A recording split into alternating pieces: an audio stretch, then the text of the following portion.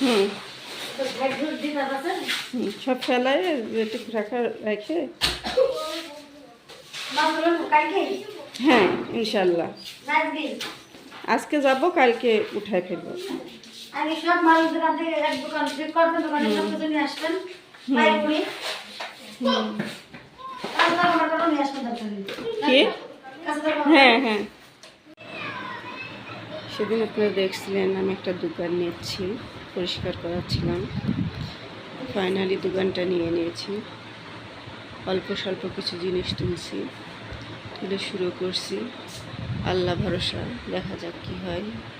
আল্লাহ যদি সহায় থাকে, কে কী বললো না বললো সেটার কান দেবার মতন সময় নেই।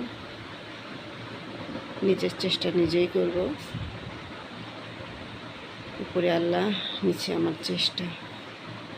ওইদিন দেখছিলেন আমি একটা ফাঁকা দোকান নিয়েছিলাম, এই দোকানটা আজ 2 দিন শুরু করছি।